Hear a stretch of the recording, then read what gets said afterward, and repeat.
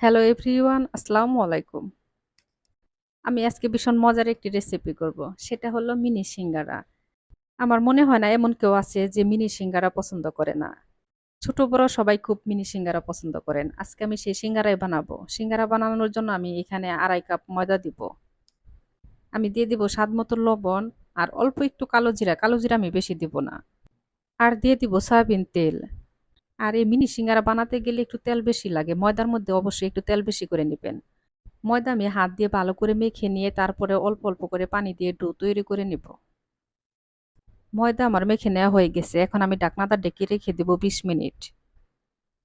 সিঙ্গারার ভেতরে যে আমি আলুর পুরটা দিব সেই আলুর পুরটা এখন আমি তৈরি করে নেব। প্যানের মধ্যে দিয়ে দিব আমি সয়াবিন তেল। তেলের মধ্যে দিয়ে দিব তেজপাতা, দারুচিনি, সাদা এলাচ। আর দিয়ে দিব ছোট ছোট করে কুচি করে কেটে রাখা মুরগির মাংস। মুরগির মাংস ভেজে নিয়ে আমি এখন দিয়ে দিব আলু।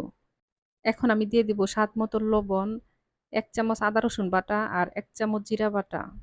আর দিয়ে দিব ১/২ চামচ হলুদের গুঁড়া, ১/২ চামচ শুকনা মরিচের গুঁড়া আর ১/২ চামচ ধনিয়ার গুঁড়া। দিয়ে এখন আমি মসলার সাথে আলু ভেজে নেব।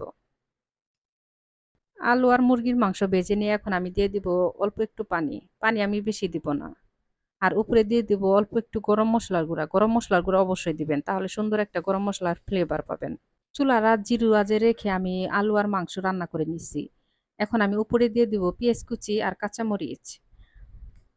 পেঁয়াজ আর কাঁচামরিচ একটু কাঁচা কাঁচা থাকলে সিঙ্গারার মধ্যে খেতে বেশি ভালো লাগে। তাই আমি পেঁয়াজ কুচি আর কাঁচামরিচ কুচি কিন্তু পরে দিলাম।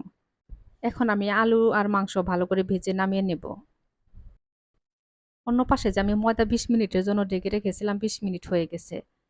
এখন আমি ময়দা হাত দিয়ে ভালো করে ডলে লম্বা করে নিব। তারপরে এখন ছুরি দিয়ে কেটে তারপরে ছোট ছোট পিস করে নেব। যেহেতু আমি মিনি সিঙ্গারা বানাবো তাই এটা রুটির মতো গোল হবে না। লম্বা লম্বা করে বানিয়ে নিব। এই মিনি সিঙ্গারার রুটিটা কিন্তু একদম পাতলাও হবে না, আবার একদম যে মোটা হবে তাও না। একটু মাঝারি সাইজের থাকবে রুটিটা।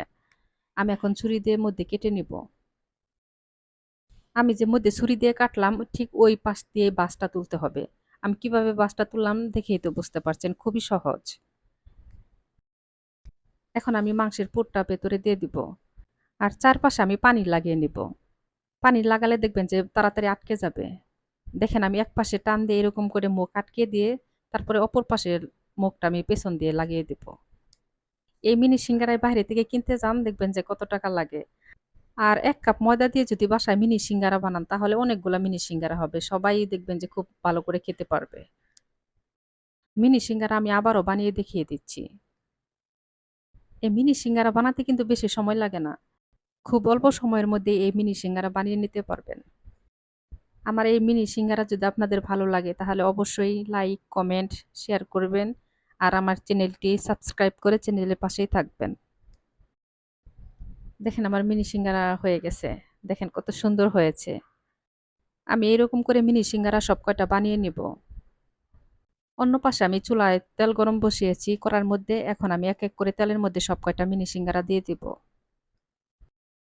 আমি চুলার আঁচ কমিয়ে দিয়ে তারপরে কিন্তু এই মিনি সিঙ্গারাগুলা ভাজবো। আবার বেশি জাল দিয়ে কেউ মিনি সিঙ্গারা ভাজবেন না, তাহলে মধ্যে হবে না।